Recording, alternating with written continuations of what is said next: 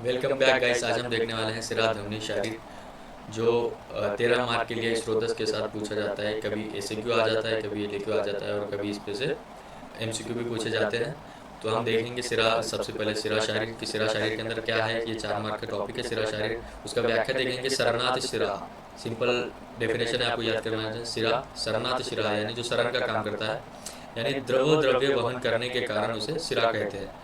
यानी जो लिक्विड द्रव्यों को वहन करता है उसे सिरा कहते हैं। शरीर की वो सभी नलियाँ जो धातुओं का पोषण करके वहन करती हुई अपने केंद्र स्थान हृदय तक पहुंचती है, उसे सिरा कहते हैं।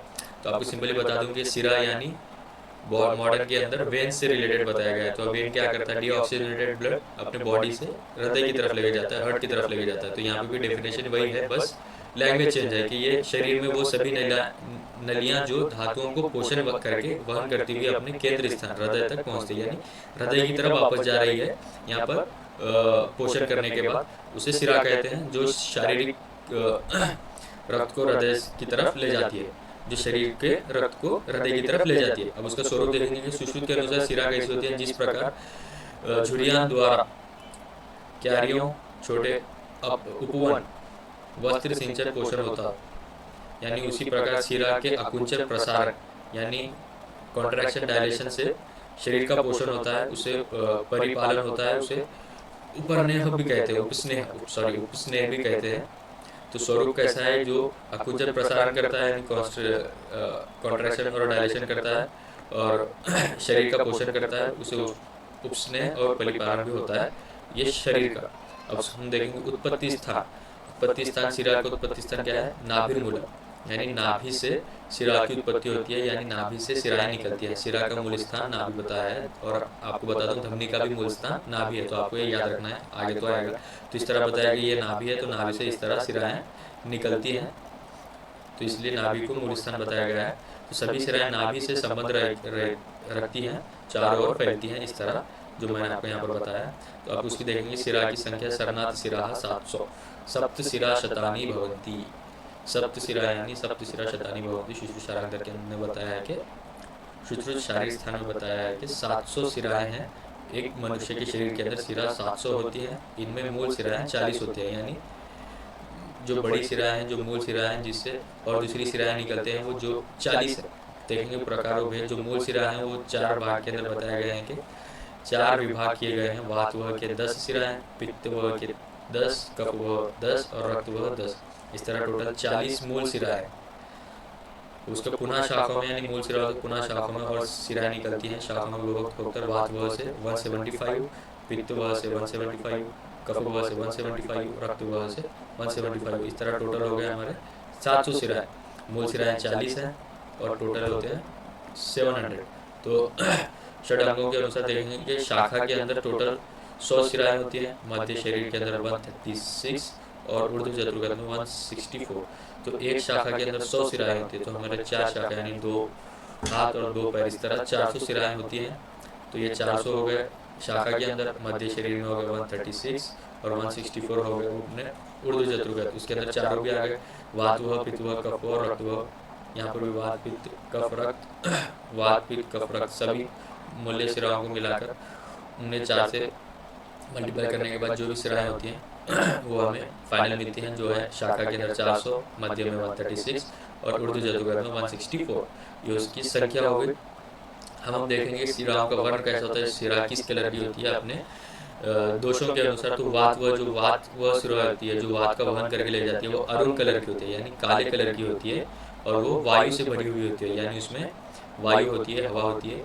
अब देखेंगे पित्त वह सिरा कैसी होती है। पित्त वह सिरा नील होती है, नील, यानी दोषों का कलर जिस तरह होता है कि वात अरुण श्याम, पित्त व पीत नील, कफ व यानी श्वेत।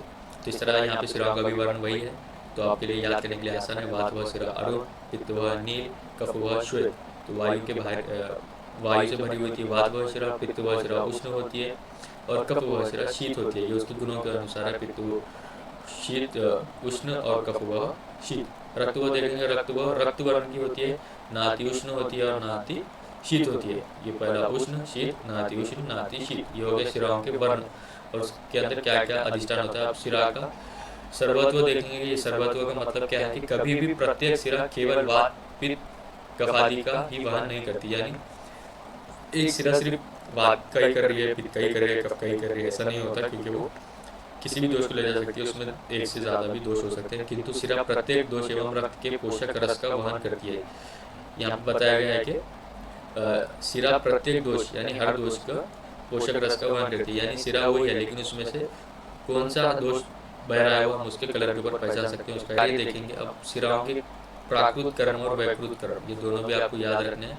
तो पहले देखेंगे वातव सिरा शुद्ध वायु समस्त क्रियाओं के योग्य होती है, और कुपित वायु संधिशूल अपचन करती है। यानी देखेंगे वात वह जब शुद्ध वायु को शुद्ध वात का वहन करती है तो उसे सभी क्रियाओं में योग्य होता है, ये उसका प्राकृत कर्म।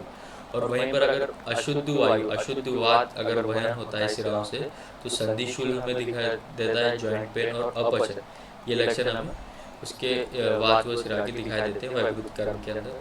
हम देखेंगे पित्त हुआ जब शुद्ध पित्त संचार होता है सिराओं के अंदर तो अन्न में रुचि और जाटर अग्नि प्रदीप्त होती है, जाटर अग्नि बढ़ती है। और वही कुपित पित्त यानी दूषित पित्त जब सिराओं से निकलता है तो आम्ल पित्त और कंडू ये लक्षण दिखाई देते हैं। कफ में देखेंगे शुद्ध कफ जब संचरण करता है तो स्निग्धता, संधि में स्थिरता, उत्साह और दुर्दता ये लक्षण प्राकृत कर्म में कफ व सिरा के अंदर देखे जाते हैं। वहीं कुपित कफ यानी दूषित कफ जब संचरण करता है तो अरुचि और निद्रा आदि के ये लक्षण दिखाई देते हैं। अब हम देखेंगे रक्त व शुद्ध रक्त जब वहन करता है तो धातु पूर्णता, सुंदर रूप और गुण ये नजर आते हैं। और पित्त दूषित रक्त जब संचार करता है तो रक्तचाप और रक्तपित्त ये लक्षण हमें दिखाई देते हैं, ये व्याधि हमें दिखाई देते हैं। हम देखेंगे अब अवैध सिरा। शरीर में कुछ ऐसे सिरा भी होते हैं जिनका वेदन नहीं करना चाहिए, यानी वेदन कर्म यानी कटिंग यानी हमें इसका वेदन यानी उसके पंक्चर नहीं करना चाहिए। वो है वेदन करने से मृत्यु या विकलता होती है, विकलांगता होती है, यानी पैरालिसिस हो सकता है। तो अवैध सिरा यानी जो सिराओं को आचार्य ने बताया है कि उसको टच भी नहीं करना चाहिए, वो है अवैध सिरा। वेदन करने से उनकी मृत्यु भी हो सकती है और पैरालिसिस भी हो सकता है। ये अधिकतर सिराएं मर्म स्थान में संबंधित होती है, इसलिए वेदन करते समय ये ज्ञान होना चाहिए अवैध सिरा की संज्ञा, यानी कि मर्म का ज्ञान बहुत ज़रूरी है जब सिरा का वेदन करते समय। अब यहाँ पे देखेंगे अवैध सिरा की संख्या कितनी है। शाखाओं में 16 यानी 16 हैंड्स और लेग्स के अंदर बताइए है 16 है, और मध्य शरीर यानी एब्डोमिनल रीजन के अंदर है 32, और ऊर्ध्व जंतुगत यानी हेड और नेक के अंदर है 50, यानी अवैध सिरा टोटल 98 है। ये आपको संख्या याद रखनी है अवैध सिरा। तो हमने देख लिया यहाँ पर सिरा शारीर, पहले हमने डेफिनेशन देखी सरनाथ शिरा, फिर उसकी हमने संख्या देखी, उनका कार्य देखा, उनका स्वरूप देखा, उनका उत्पत्ति स्थान देखे कि नाभि से उत्पत्ति करते हैं, उनकी संख्या 700 प्रकार देखे कि जो मुख्य मूल सिरा 40 है, उसमें वातव पित्तव कफव रक्तव के अंदर 10 आते हैं। षडंग के अनुसार देखें कि शाखा में 400, मध्य में 136 और ऊर्ध्व जंतुगत में 164। सो अभी हमें देखना है धमनी शरीर क्या है, उसका मॉडर्न कोरिलेशन है आर्टरी। तो इससे आपको पता चल जाएगा कि धमनी क्या काम करता है। तो देखेंगे व्याख्या देखेंगे धमनिया तो धमनी जो धमनी स्पंदन यानी गति का काम करती है वो उस रक्त को हृदय से सर्व शरीरगत ले जाती है और वो धमनी कहलाता है। यानी जो हमें मॉडर्न आर्टरी बता दे, यानी जो ऑक्सीडेटेड ब्लड को हार्ट से टिश्यू तक ले जाती है वो आर्टरी, वही काम करती है धमनी, यानी रक्त से हृदय को सर्व शरीरगत ले जाती है वो धमनी है। अब देखेंगे कि हृदय से निकलने वाली शुद्ध रक्तवाहिनी धमनी यानी ऑक्सीडेटेड ब्लड को धमनी कहा जाता है, यानी शुद्ध रक्तवाहिनी धमनी हो गया।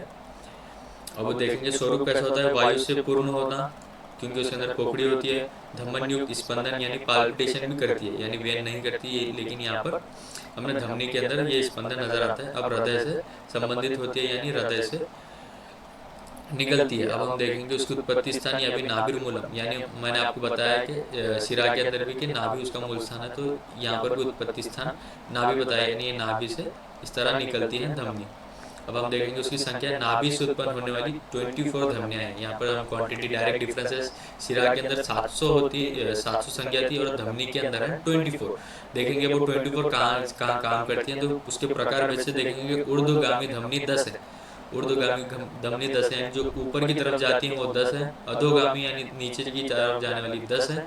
और तीव्रगामी यानी नीचे जाने वाली ये 24 नहीं, ये है 4, तीव्रगामी 4। इस तरह 10 + 10 + 4 = 24, इस तरह 24 धमनी हमारे हो गए। ऊर्ध्वगामी धमनी तो हम देखेंगे कि कार्य क्या करती है। ऊर्ध्वगामी धमनी यानी जो धमनी ऊपर की तरफ जा रही है तो क्या काम करेगी, ऊपर की तरफ हमारे सेंस ऑर्गन्स है, तो वो सेंस ऑर्गन के काम करेगी। अपना हृदय है, उसका मस्तिष्क है, तो हम देखेंगे शब्द, स्पर्श, रूप, रस, गंध, उश्वास, जम्बाई, छींक, रोना, हंसना, ये इस तरह जो ऊपर मुख के काम है वो ऊर्ध्वगामी धमनी के काम है। और ये आदि का ऊर्ध्वगामी के अभिवादन, ये ऊपर के काम है ऊर्ध्वगामी धमनी की। और अब देखेंगे अधोगामी धमनी यानी जो धमनी नीचे की तरफ जाएगी, तो नीचे की तरफ हमें हार्ट के नीचे क्या मिलेंगे, ऑर्गन्स मिलेंगे। फिर हमने देखेंगे तो ऑर्गन्स और नीचे का एक्सक्रीशन पार्ट दिखेगा, तो वहाँ पर उसकी उसी तरह काम होंगे। तो देखेंगे वात, मूत्र, मल, शुक्र, आर्तव आदि का अशुभ अधोगमन का वाहन होगा, यानी उनके काम यहाँ पर अधोगामी धमनी के अंदर होंगे।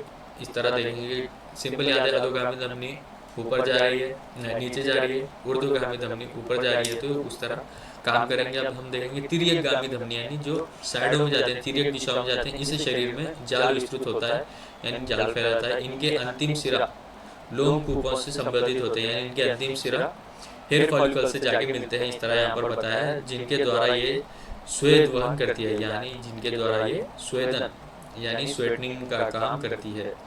कौन सी, तिर्यकगामी धमनी स्वेदन का काम, स्वेटनिंग का काम करती है लास्ट रोम कूपों की तरफ जाकर। तो ये हमने देख लिया धमनी शारीर, जो 2 मार्क के लिए है। सिरा और धमनी आपको मिलाकर पूछता है एमसीक्यू के अंदर नॉर्मली। और ये स्रोत शारीर तो मैंने आपको एक दूसरे वीडियो के अंदर बता दिया है, अब वहाँ से अच्छे से देख ले सकते हैं। इतना इनफ है तुम्हारे सिरा और धमनी के लिए। जितना मैंने कवर किया उसमें से ही क्वेश्चन आता है, उसके बाहर से क्वेश्चन नहीं आएगा। तो अगर आप यहाँ पर नए हैं तो इस वीडियो को लाइक कीजिए और चैनल को सब्सक्राइब कीजिए। और मेरे प्लेलिस्ट के अंदर रचना शरीर के पूरे आयुर्वेदिक वीडियोस है, आप वहाँ से पूरे वीडियोस देख सकते हैं।